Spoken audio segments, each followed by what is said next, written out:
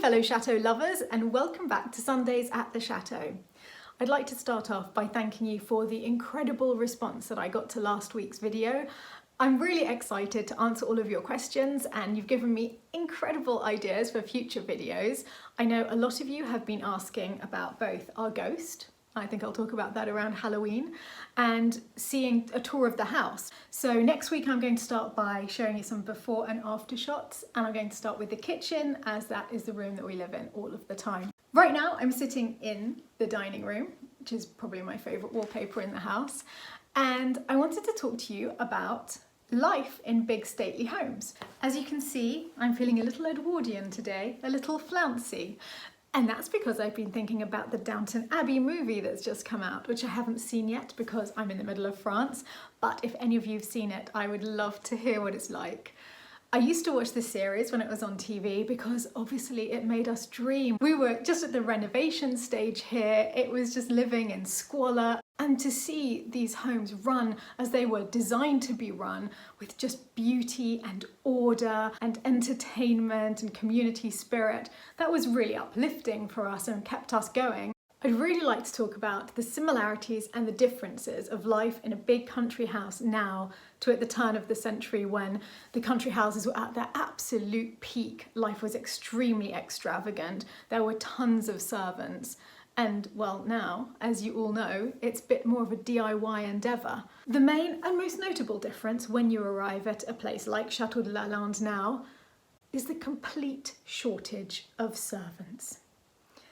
And by shortage of servants, I would say actually complete absence of servants, because however hard I look for them, however much I tell myself they're just being really discreet as servants should be, they're not here. We have servants' quarters still waiting to be renovated. We have the bedroom that belonged to the valet of the last marquise, which is now a very beautiful bed and breakfast room here. It's such a romantic, feminine room. You wouldn't think that it had been the bedroom for many decades of the marquise's valet, Roger.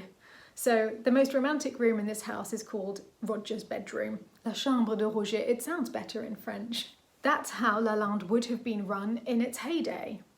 Though I kind of like to think this is another heyday, but it's not the same anymore. The Downton Abbey movie is based on a trip that King George took in 1912 with Queen Mary to Yorkshire to a huge stately home called Wentworth Woodhouse. And that visit really sums up the insane excesses of the aristocracy in those days. It was actually Europe's largest private house. In fact, Wentworth Woodhouse had a total of 365 rooms. But that puts Lalande into perspective because we only have about 50 rooms here, 19 of which are bedrooms. The royal party took over 75 bedrooms in that house, meaning that house had more than 75 bedrooms in the first place. They would visit the miners of the local mining towns during the day, and in the evening have lavish 13-course dinner parties. Come to think of it, I don't think we've ever hit 13 courses here. Got a new goal. Wentworth Woodhouse would have had close to 1,000 staff. It's such an unimaginable figure today when I can't find one. Though, to be fair, we do have a cleaner who comes in for 6 hours a week. So there is that. So each chateau owner nowadays has to find their own solution to dealing with the problem of really not having the staff to run the houses. And I know exactly what I'm talking about because at one point I was living here completely alone, and honestly, it got a bit Miss Havisham around here. Just cobwebs everywhere and me in the middle of it all in a dressing gown, wondering what to tackle first. It just wasn't possible. And that's before I discovered about volunteers and websites like Workaway where you can find volunteers and this amazing cultural exchange that happens with them. I've hosted people from all over the world at Lalande, and they teach me incredible recipes from their countries, and it's wonderful. It brings the house to life. I meet lovely people and I'm not alone anymore. The house isn't quiet anymore. I think these houses don't like to be quiet. They like to be filled with people and laughter, and that's so important here. So the way that we have recreated the life of the past is to just take it in turns to do the chores, and everyone mucks in together. And I think people don't talk enough about the difference that the internet has made to these big houses. Because in the past, Everyone would have been an expert in their own field. So the under butler might have known exactly how to lay the table perfectly and would be able to teach people to do that.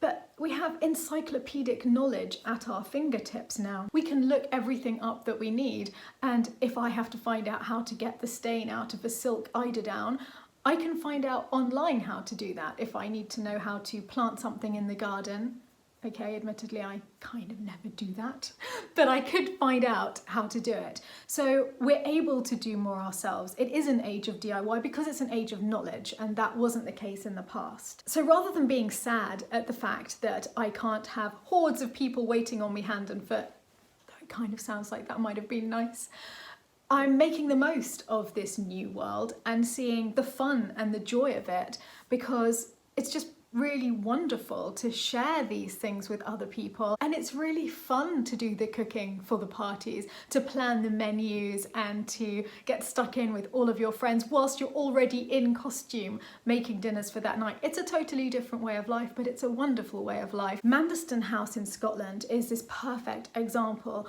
of the difference between the rich and the poor in those days. When it was rebuilt in 1901, the architect asked the owner what the budget was, and the owner replied, "It really doesn't matter." A maid in those days would have been paid about $50 a year, and just the fabric for one of the rooms at Manderston in today's money would have come to $1.5 million. So you can see the extraordinary injustice between the people working on the estate and the amount being lavished on these houses. This brings me to the other huge difference, which is where the money comes from.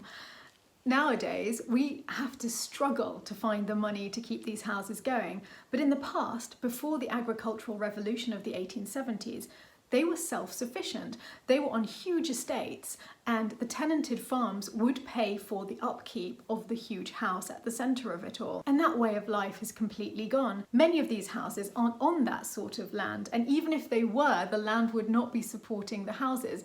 Tenanted farms just don't make that much money anymore. Lalande was once on 600 acres of land, and we only bought 10%, so we have 60 acres. But even with 600, there's no way that the land would support this house anymore. So today, most of the owners of big stately homes have to have jobs, or have jobs running things inside the house, and the house has to actually earn the money to pay for its own upkeep. So why did it all change? I'm not aristocratic, so how is it possible for me to own a chateau rather than to be the lady's maid with no chance of changing my future?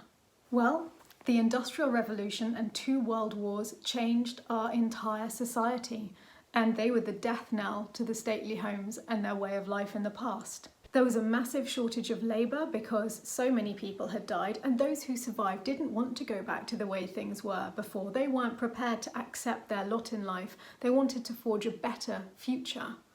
Many of the big stately homes had been requisitioned by the government during the war and turned into hospitals or barracks, and they were handed back, often in a very bad state.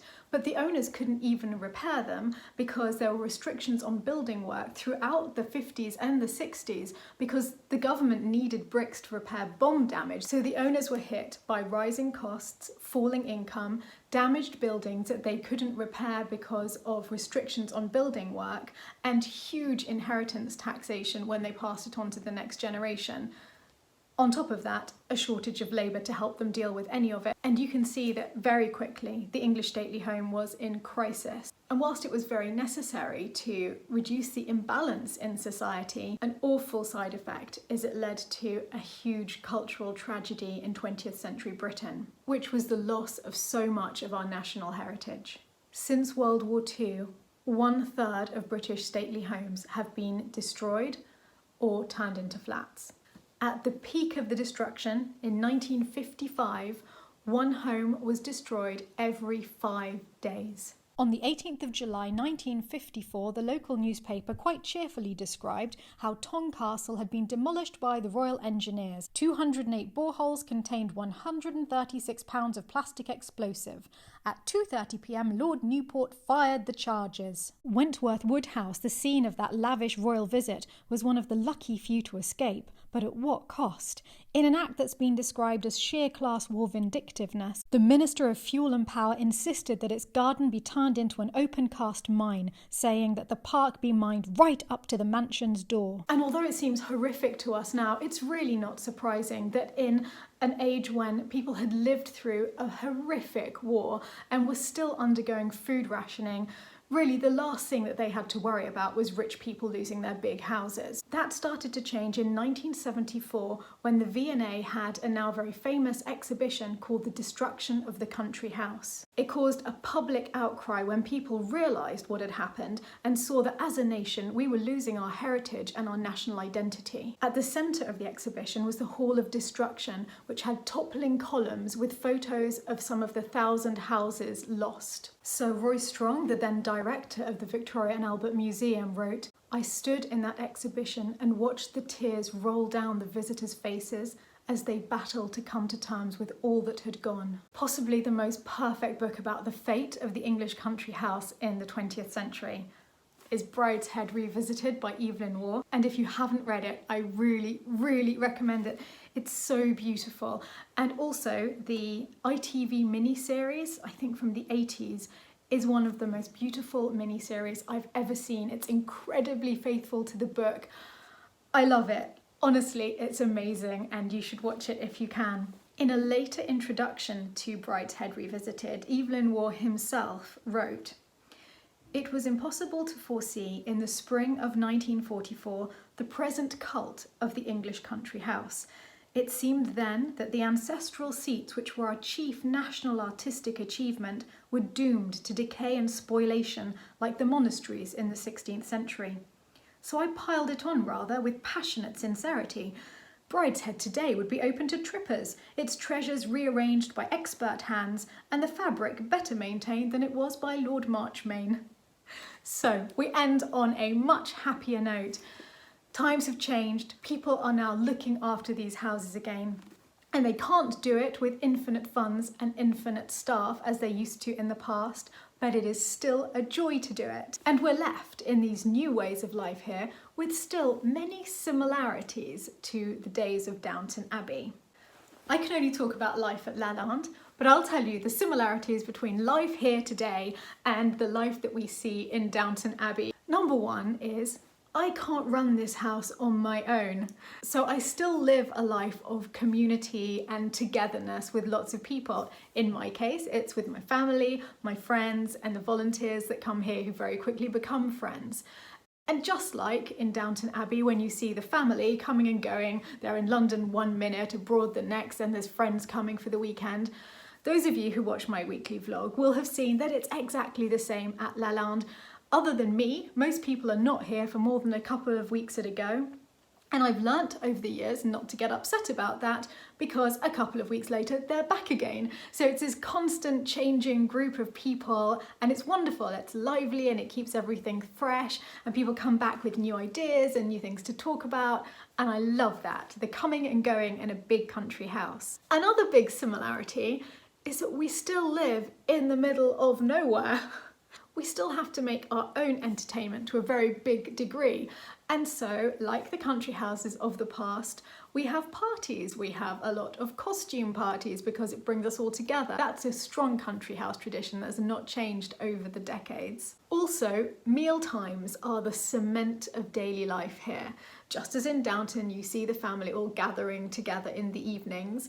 We do that. Every evening we eat together and talk about what's happened during the day and our plans for the coming days. But maybe the biggest thing that remains the same is that the people who live in these houses don't just do so for shelter. We do this because we love the house, and the house is a part of our life that's intrinsically bound to it. Life and house are one. It's not easy to bring a house like this back to life, but it's absolutely worth it.